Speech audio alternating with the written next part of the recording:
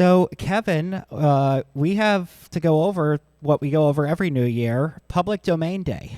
Ah, yes. This is when we can finally start using somebody else's work and try to make money off of it. I mean, there was some stuff in it before, but now every year a bunch of works enter the public domain from, what was it this year, 1929, I think. So we got we got the Skeleton Dance cartoon. Yep, from Disney, right? From Disney, some Popeye cartoons, and then also we have the song Singing in the Rain. I'm singing in the rain. You can't sue me. Yeah, we should be good if you're singing it, and I think we got to talk about a bigger thing, though. Yes, we do. So L.A. is literally on fire. Yeah, we're looking at the footage every day of these suburban neighborhoods, like totally incinerated. People are describing it as almost apocalyptic. Yeah, it looks really bad, and you've had some personal experience of dealing with fire. Yeah, so my house caught fire not this past summer, but the one before in 2023, and we were very fortunate that we were able to save the house. We called the fire department right away, and there were a million moving pieces in that, and that we were just so fortunate they all lined up at the exact same moment. But you figure out it's not just putting the fire out; it's all the stuff that comes afterwards. Yeah. So even though we saved the house, we had to strip the inside because of all the smoke damage, because they said it was all these cancerous chemicals and the soot on the wall. I mean, you can walk through it casually to do whatever you need to do, get what you need to get throughout all the time. But it's just, and then you have to, get a rental for a while. You got to worry about the practicality of your rental house. Is it going to make your logistics harder? And then you also have to worry about storing everything as well. And above all, you have to put pressure on the insurance company because, as my uncle, the career firefighter, pointed out, first off, that your house catching fire or losing your home is the second most traumatic thing you can go through, apart from losing a loved one. But after all this time, you've been paying these insurance companies, and you got to put pressure on them to pay up because they are going to try to give you as little money as possible. And I understand at one point there was some economics to it. At this point, it's probably greed. But yeah, there's no shoulder to cry on with these companies, and I can't imagine how awful that is. Yeah, I mean, and you're also hearing these stories about, can these insurance companies afford to insure these properties anymore, especially with all the wildfires and even the hurricanes? It's like, is this financially doable for us? Yeah, and I think at least some transparency would be helpful, but what can you do? Yeah, well, it's a tough scenario, and our hearts are in solidarity with everybody over there. And yeah, so hopefully people can kind of come together and get things worked out. But we have a show to get into. We do.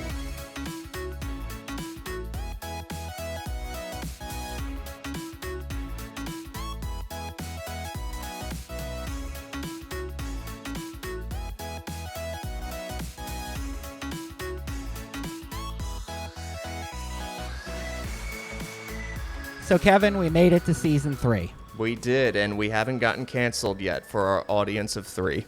Yeah, I mean, hopefully it grows this season, but I think hopefully, and we have some new props, and I see one because we are mystics. Yes, for those listening via audio, would you mind sharing with them these new props? So we have a crystal ball here that just lit up. All right, and I think I'm gonna have to look at it. I think I have a prediction. What is it, Coda?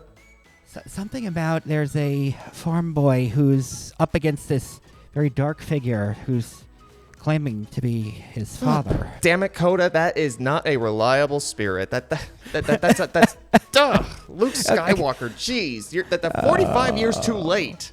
Okay, it's well let's give it another shot. Mm-hmm. I'm seeing life. Life. Wonderful life. Oh, yes, that's our movie this week. It's A Wonderful Life, Frank Capra's iconic classic movie. Spirit, stay on track. All right, so Kevin, this was your pick. Yes, it was. So I think we have to go into the background of how we were both introduced to it. So, like I've said, you haven't seen the movie, but you have seen the movie through all the pop culture references. So, I didn't see this movie until I was about 15 during a Christmas airing on NBC one year. But we had all seen some variation of the plot narrative of which a character wishes they had never been born, and they see an alternate timeline in which that happens. Yeah, I had seen it on stage before, and I've seen some of the film itself, but never, I don't think, or I was very young when I did. But this time, sitting down and actually watching it, oh my God, what a masterpiece! It is. It's definitely one of the best movies that you could watch. So, Coda, I have to ask, you did put it simply, a masterpiece, but is there anything else that you would like to say about it, this impression? I think it demonstrates a lot of important skills that often get done very incorrectly. Stuff including symbolism, and also a way of telling the story that people kind of know where it's going, but then totally really paying off. And we'll talk later about catharsis. Yeah. So another gimmick from this season is I have some very large tarot cards that we're not doing a reading from, but using them to help kind of demonstrate some themes throughout the movie. It's probably going to be a little cheesy.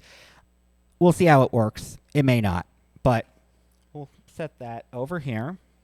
And the theme that card, the High Priestess, is representing is intuition. And we'll get into that with this film. But first, Kevin, you want to give us the recap? So the plot is simple because ultimately we have seen this millions of times throughout pop culture through endless parodies and tributes. But Jimmy Stewart plays George Bailey, who is beyond frustrated that he has never been able to achieve his ambitious dreams. And while he is faced with legal and financial troubles, he ultimately wishes that he had never been born. And his guardian angel, Clarence Oddbody, shows him that dramatically different world in which he had never existed. Yeah, and it's also interesting because so much of the film takes place in that setup to this revelation. And the weight of it is not necessarily the same. It's definitely, most of the movie is that kind of lead up, but the real meat and potatoes is at the end. Yeah, and it's not very long when you really think about it, because that's another sign of the artistic merit of this movie, is that one of the most iconic plots in movie history really only takes place within 15 minutes. You're building up for however long, telling the story of George. You know right from the get-go that everybody up in heaven or whatever is, they're hearing all these prayers for him. They know he's in trouble, and they're filling in his guardian angel, Clarence, his life story. This is all you need to know about him because you need to save him from despair. Yeah, and it really, that whole thing has permeated way beyond just this movie. You had some examples. The examples that I found were shows that we grew up on, like Rugrats on Nickelodeon or That 70s Show. Even a Beavis and Butthead episode, but the twist on this episode is that it's about how much better life would have been if Butthead had never existed. I love that. They really turned it on its head. I'm not too familiar with the show, but I know some of the stuff. I didn't watch very many episodes myself either, but ultimately for me I watched a few episodes, but it's still funny to think about if you know the basic premise of the show. Absolutely. And what was really interesting, you mentioned it last episode, but this film was not released before Christmas or right after. It was a bit after. Yes. So first I noted in the last episode that the release date was in January of 1946. I was wrong about that. It was released in January 1947. That was the mainstream release. Mm-hmm. It was ultimately got its initial release in December of 1946. It turns out it wasn't because they were trying to be festive and marketing the movie like we see with a bunch of other Christmas-themed movies. It's they usually get released in like November or December, but it was released a month earlier because they wanted to qualify for Oscar nominations. Now, we got to talk about the director, Frank Capra. Frank Capra is one of the personifications of the rags to riches story. He immigrated to America from Sicily at the age of 5, and other folks who have the rags to riches story include Charlie Chaplin, and we might even do Oh, yeah. a Charlie Chaplin movie down the road because they're worth looking into. They're actually pretty funny. They are very funny. Yeah, you wouldn't think that a movie from like 100 years ago could really get you chuckling. And no dialogue. It's just shows storytelling being done right. But yeah, some of these very famous film icons are immigrants. Very, came very poor and ended up making it. Really kind of seeking out that idealistic American dream. Yeah. And he had a very accomplished career. I know that he won 3 Academy Awards for directing, and his titles included It Happened One Night, Mr. Deeds Goes to Town, You Can't Take It With You, and Mr. Smith Goes to Washington, in addition to several World War II propaganda movies as well. People always forget those propaganda movies, but there's a lot of work that went into them. We should probably talk about some of them later. I haven't seen one in a very, very long time. I've seen the Looney Tunes and Disney ones here and there, but I haven't seen the live action ones. Yeah, something to look for. And the cast of this movie is pretty darn impressive. Yeah, so you lead off with Jimmy Stewart, who I think was basically the Tom Hanks of his day. He plays the guy. You can't imagine him as a villain. He's just a good guy, an inspirational good guy. Yeah. And Capra said he picked Stewart for the role from the get-go because quotation is, "Of all actors' roles, I believe the most difficult is the role of a good Sam who doesn't know that he's a good Sam." So, Coda, I don't know about you, but I've never heard anybody use the term good Sam before. Do you think it's a dated phrase? I think it is because you just said it now, and I'm like, I agree with that sentiment, but I don't really know what that actually means. It sounds like it's a compliment, but yeah, that's a very good realization.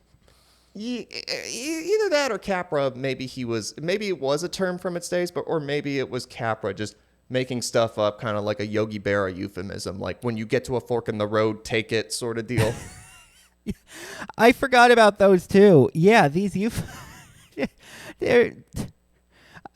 guys were funny in a way that really was so subtle that people could be like, okay, or it's actually, very clever. Or it was ultimately ironic. It's kind of like the wise fool concept. Like think Coach on Cheers.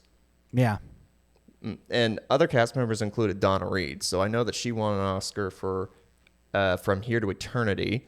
And she also had a sitcom, I believe, The Donna Reed Show.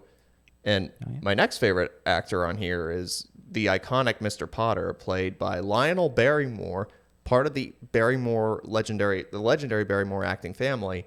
His great niece is Drew Barrymore. Yeah, and she's still very relevant. Yeah, well, she's doing show hosting because she's taking a break from acting because she's done that all of her life, but she's having a lot of success with hosting shows now. Yeah, and she's very likable. Yeah, she is indeed. We could comes talk from about good genes, I guess, if acting runs in the family. Mm-hmm. Indeed, it does, especially when your family's probably got a lot of money from it. Yeah. Yeah, and we have Henry Travers, who was another actor of his era, as Clarence Oddbody. George's guardian angel. And here's my next favorite cast member, Jimmy the Raven as himself. You were very excited when I told you about this iconic bird. Yeah, so this bird showed up the first time in the movie, and I'm like, interesting. Why is there a bird there? And then I got excited every time I saw the bird, and then I texted you that hey, Kevin, I'm watching this here. And then you sent me these facts about this bird, Jimmy the Raven, being like Frank Capra's biggest collaborator because he's been in so many films. His first movie with Capra was You Can't Take It With You, and he was in every subsequent Capra movie. In fact, he was also in The Wizard of Oz, so he shows up in one scene landing on Scarecrow in the beginning of his first appearance. Yeah, and then you also mentioned that this bird had a insurance policy as well. Yeah, MGM insured him for about $10,000. And then going from there, we have another interesting pair. Oh, yes. So we have both actors, Frank Phelan and Ward Bond. Now, first off, that's a very interesting name, Ward Bond. It's like these legal terms as your name. Yeah. So Ward Bond played Bert the cop, and Frank Phelan played Ernie the cab driver. And Wait a second, Kevin. it's been addressed. There were several people who wondered if the iconic Sesame Street characters got their names from these characters, and the creators all said, no, that was just a coincidence. But okay. I mean, what you want.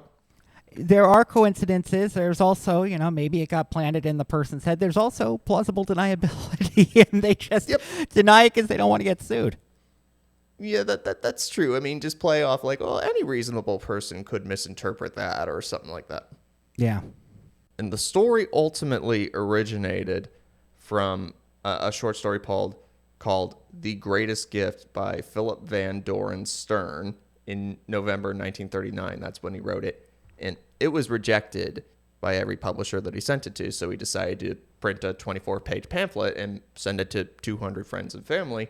And it eventually came to the attention of either Cary Grant or an RKO producer named David Hempstead. RKO buys the rights for $10,000, and they pass it along to Frank Capra. Wow, what a interesting journey. It is. Well, I mean, Capra had an interesting journey, and in fact, this narrative in this movie has an interesting journey. So why not have an interesting background? And another interesting thing, you mentioned kind of the concept of RKO buying up the story, and that this time films were they still are to some extent, but it was very much industrialized, thus the term film industry, but to the point where it was almost like a machine that was just buying up the story, putting it out, and it was these hard deadlines for everything. It wasn't like now where, the movie's taking an extra 2 years, and then they just don't release that. That did not happen the same way. Now, in this movie, they had 3 cinematographers, and that was another one you brought to my attention, and I was like, okay, I could see there's some differences throughout the movie, and then I was like, why was that? Was that like they actually said, no, we want 3 different cinematographers for that reason? But I suspected, no, that wasn't the case. Similar to Wizard of Oz having 3 directors, some of them just kind of kept getting fired or had other stuff to do. So the first cinematographer, Victor Milliner, I don't know if I'm pronouncing that correctly, but he apparently just wasn't working out, so Capra fired him. He was taking too long as well.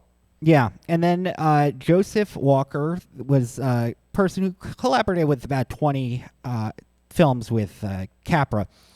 And Capra liked him a lot, but hey, they got to make other movies too, so they took him off this one, and then they brought was it the cameraman, or he was a cameraman? He was trained by Joseph Walker, Joseph Oak. Byroke? I'm not sure, Byroke. But I mean, if any of his descendants are listening, we apologize for butchering the name. Yeah, I should probably look up these phonetics, but anyway. So it's very interesting because you have these 3 people, and then that contributed to the product in a, I think, positive way. Well, I like the way you described it, which was that there are so many different periods of the movie, because you covered George's entire life, like 40 some odd years, and it's not this consistent theme throughout. There are a lot of differences, but the shots that I particularly liked are the ones where he like walks right into the shot, especially when he leaves the meeting where it was like, look, I'm leaving the Bailey Brothers building alone or whatever and going to college, and as he's walking towards it, and they say, but George, if you leave, they'll side with Potter and dissolve everything. And he stops right in front of the camera. That's a very good way to have it hit home without having to track or anything like that. Yeah, and another interesting thing that I think this would be the best spot for, it's not exactly about the cinematography, but it is a very iconic shot of Marion throwing the rock at the window. Oh, yes. I absolutely love this story, was when they're whatever the mansion is that George and Mary move into later, that there's the whole local tradition that you throw a rock and break a window and make a wish, and Mary's wish is, I hope to live a nice, quaint life with you here in this, this house. But they were going to throw it, like say, okay, Donna Reed, you throw this rock, and we have a marksman standing by to shoot out the window because, we're not expecting the actors to make an accurate hit. Lo and behold, she does, because apparently she played baseball growing up. Yeah, imagine the disappointment of the guy that was brought.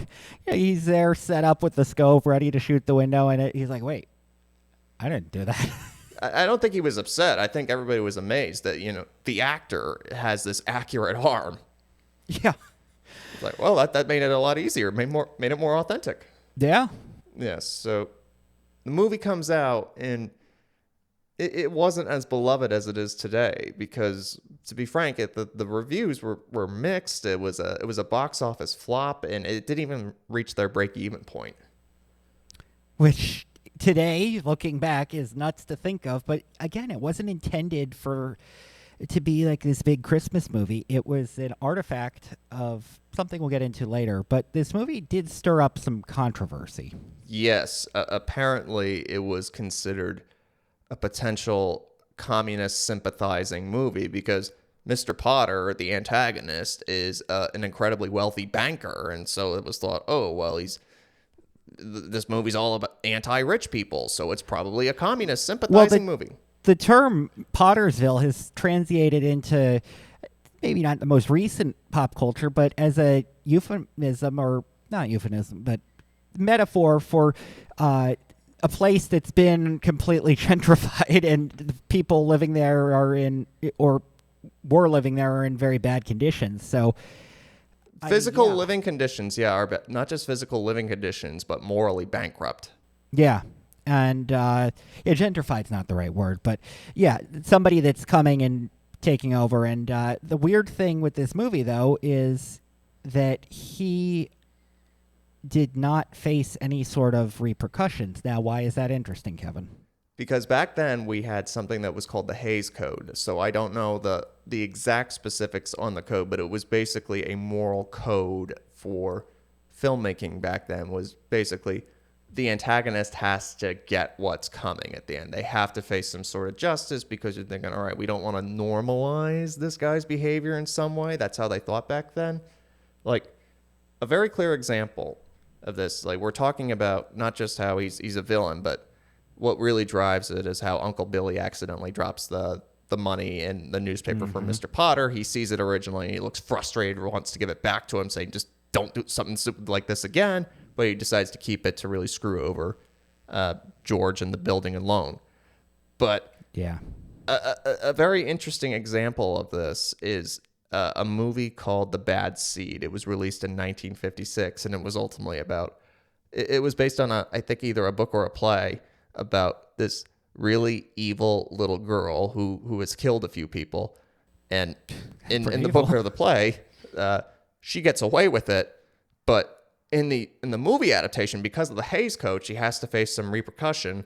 And it's a very interesting ending that they choose, is when she realizes, oh, there's evidence left behind from somebody that I killed in this little river, so I'm going to go out in this thundering and lightning storm, take the metal net and try to fish it out, and lightning strikes her and she dies. Yeah, it's not necessarily direct consequences. Some of it is the karma kind of response, but it was a puritanical, I mean, think like Prohibition, but some of that within film. And it's more famous for the idea of having, the man and woman can't be in the bed at the same time. We can't have any sort of overt erotic action. One that I think of is Gone with the Wind. The American Film Institute has listed as the most iconic line in American film Clark Gable's character saying to Vivian Leigh, "Frankly, my dear, I don't give a damn." And that was just scandalous to everybody back then. Another example I think of, have you seen the original Frankenstein with Boris Karloff? Potentially.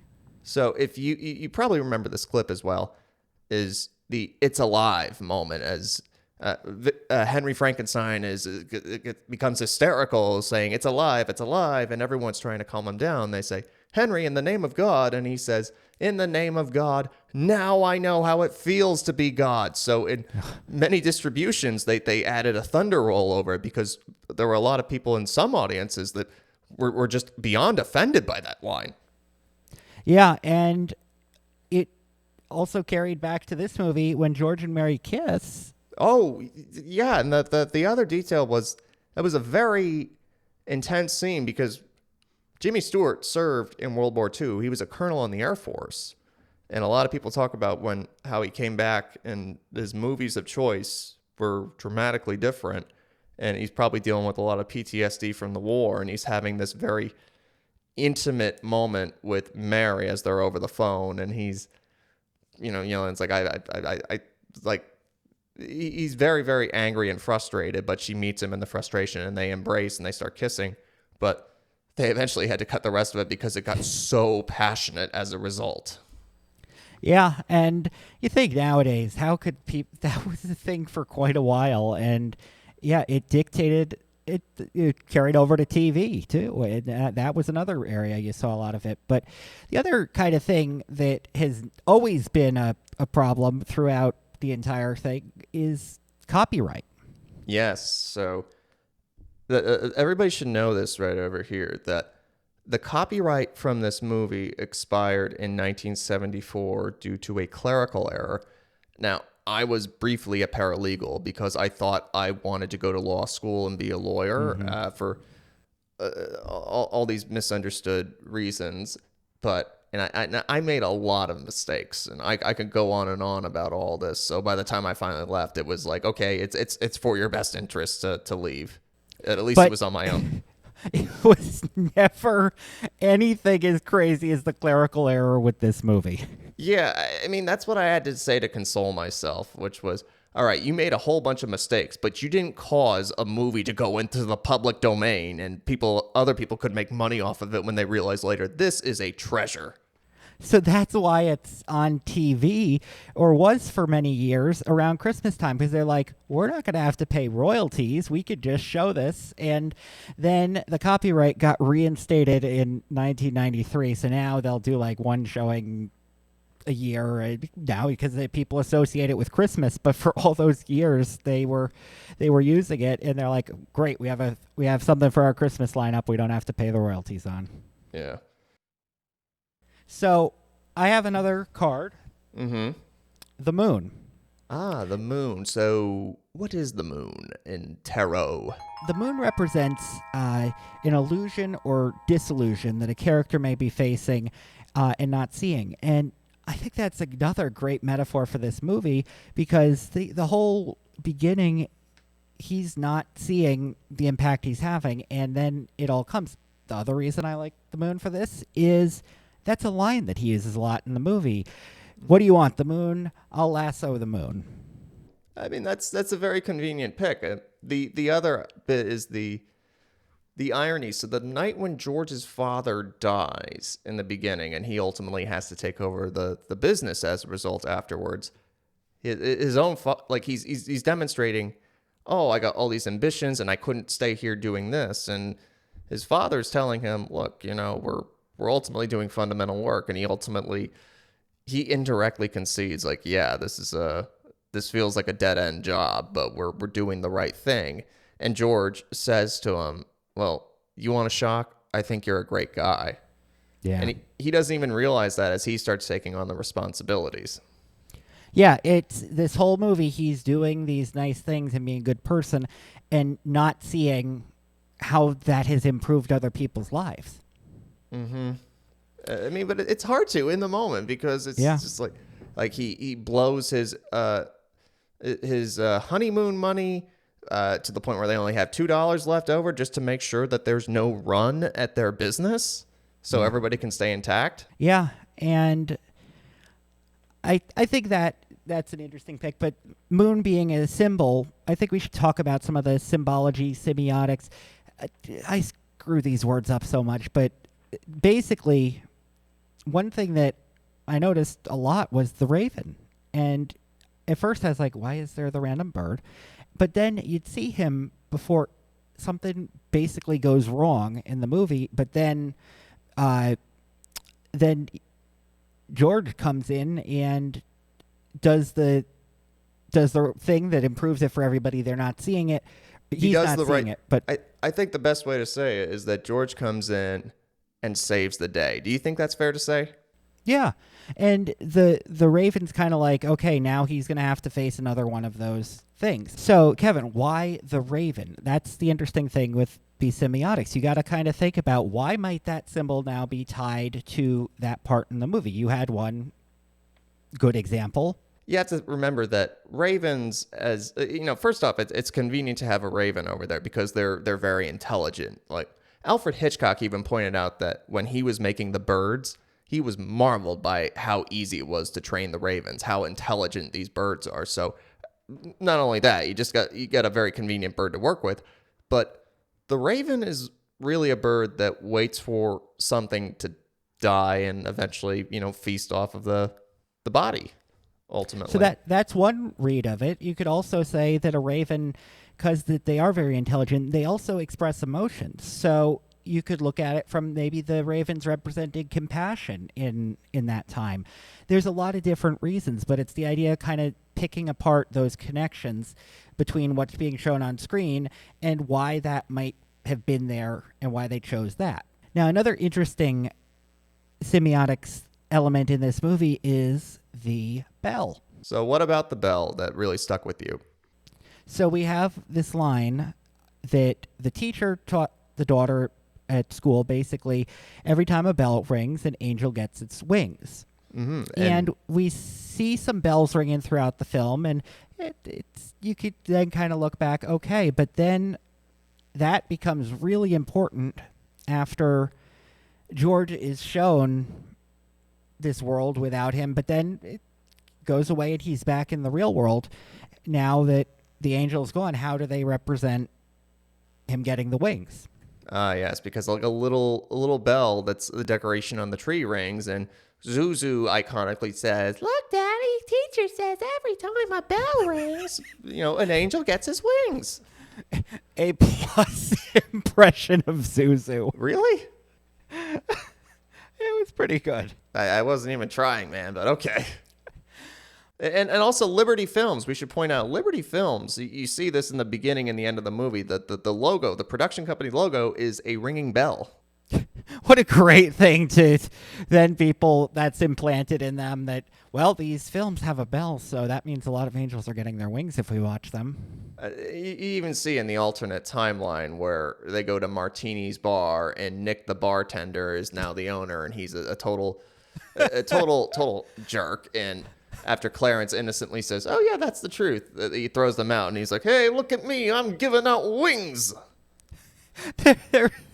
There's a lot of comedy also in this movie that it's not necessarily supposed to be funny, but it is. Like this Mr. Potter's portrayal is just, it's funny because it's so over the top, but him there, hey, I'm handing out wings. Yeah.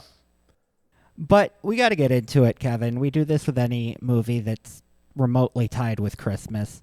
Is it a Christmas movie?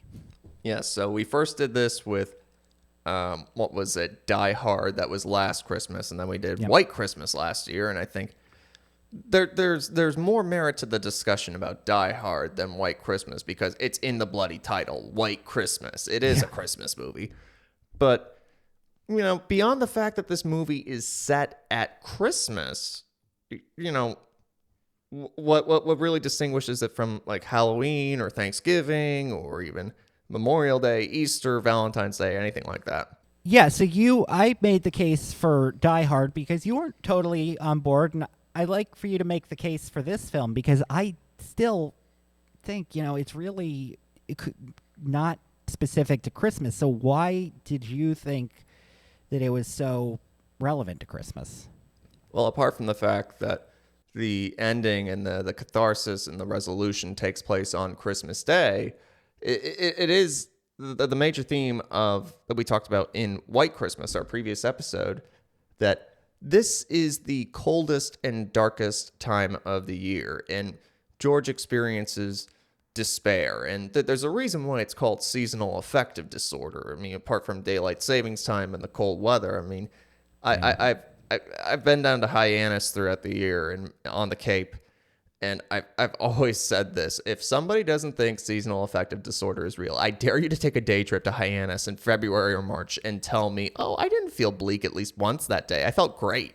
My dad's grandma lived in Lavallette, New Jersey, all year, and it was that same kind of eerie thing, and it was very hard for her to be there, and in these when it's getting dark early and there's just not a lot of people around, and it's a real thing. And I think, yeah, that's a good point that ties into this movie. How the holidays, holly jolly. Now it's a very hard time for a lot of people. Yeah, you're supposed to, like, society gives us this impression we're supposed to be happy, happy, happy, and a lot of people go through a lot of depression during this time of year. I've been through that myself as well, but Yeah. it's in this celebration where at the very end of the movie, George is back in his living room and everything's all lit up and everybody's coming in and they're telling him, well, not only are they handing him the money, but they're saying we're giving this to you because we know you need it and you've always been there for us. So it's this real vindication moment for him. It's the real catharsis that we were talking about earlier. You've been frustrated your whole life. You haven't been able to achieve all your ambitious dreams. You know, you've been sticking around doing the hard work. Like I said earlier, he gave up going on his honeymoon just to make sure the family business would keep going. I think you've made your case. I could totally see that. But I agree with you. It doesn't have to be just Christmas. It's the whole cathartic feel of saying, we love you and you matter. I mean, you could watch this movie in July for all I care. Yeah, and I think that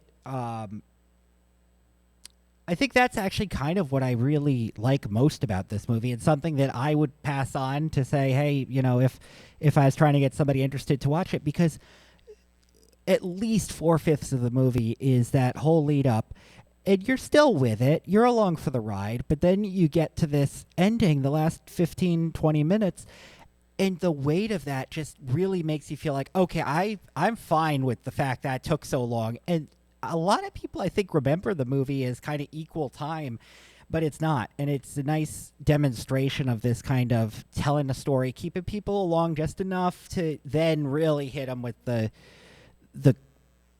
good feeling. Yeah, the Pottersville sequence without George Bailey existing, we think that it lasts, you know, for most of the movie, but in all reality, it's got to be less than 20 minutes. Yeah. And there's the final 10 minutes where George is like realizes he's back and he's euphoric about every little thing. Like, you know, he's going through his house and he's saying, "Isn't it wonderful? I'm going to prison tonight. Whoa, isn't this a wonderful drafty old house? I'm so excited to be here." Yeah. Like, I'm not sure if you had to read this in school. I remember I had to. The Count of Monte Cristo. I didn't.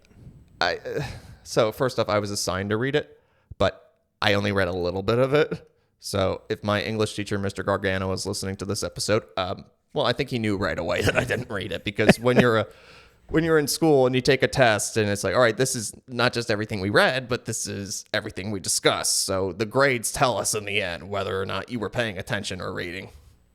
Also, I think they know a certain amount that people are not going to do every aspect of the reading, and that's kind of we're not going to encourage it, but we know what's happening. Well, that they have the intuition, they can read between the lines. Yeah. All right, so let me pull this clip up because I will never forget this. You'll never. Why do you have to pull it up then if you're not gonna forget it? Nobody likes a wise ass Coda. So the quote is, "There is neither happiness nor unhappiness in this world. There is only the comparison of one state with another. Only a man who has felt ultimate despair is capable of feeling ultimate bliss. It is necessary to have wished for death in order to know how good it is to live." Wow. Yeah, that's basically sums up the film. Yeah, I like what you said about it, is that how easy it is to quickly pull off this catharsis, because as we pointed out, they go through 4/5 of the movie pointing out how frustrated George is, Yeah. and realizing I'm in a lot of financial and legal trouble and I've just tried to be as good of a guy as possible. But you have that dark 20 minutes where he's like, oh no, everything sucks without me.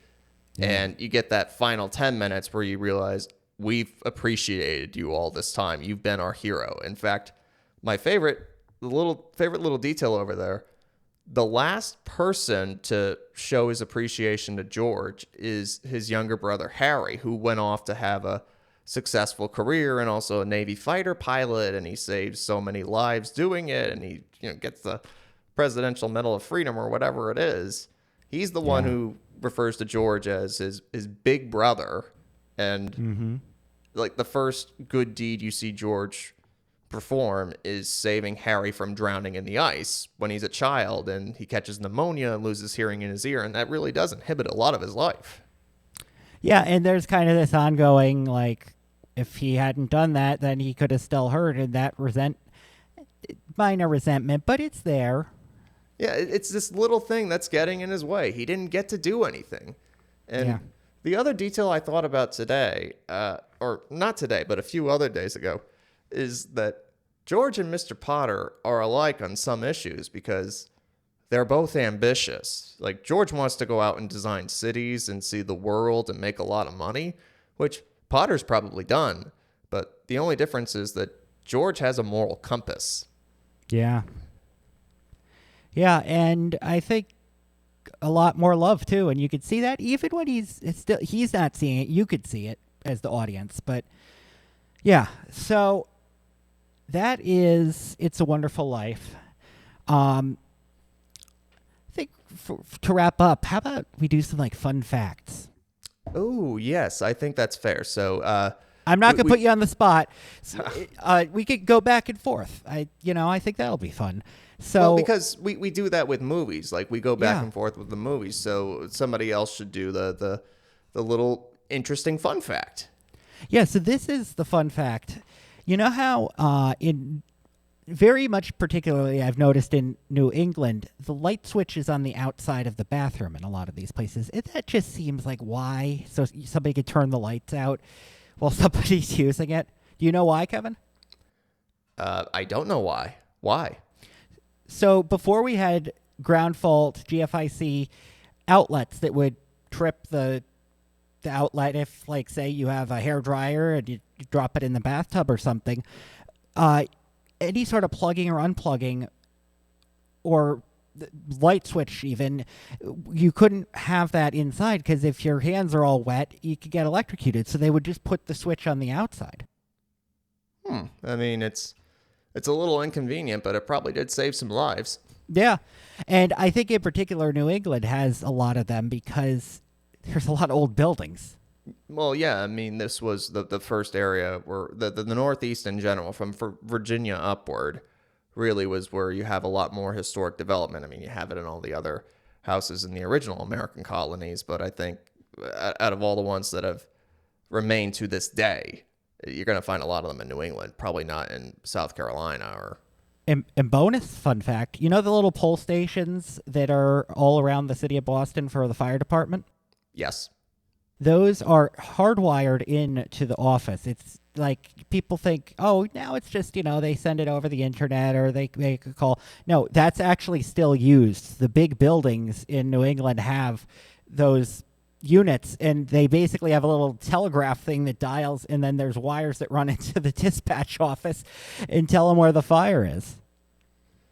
I mean, I think that even in my experience, I don't think I was looking for the pole to just pull it in the location, even if we had it available. I just called them right over there. I thought it was just a little more convenient, but it's nice to know we have another option that still does work. Yeah. It's not just and for it decoration. works very well.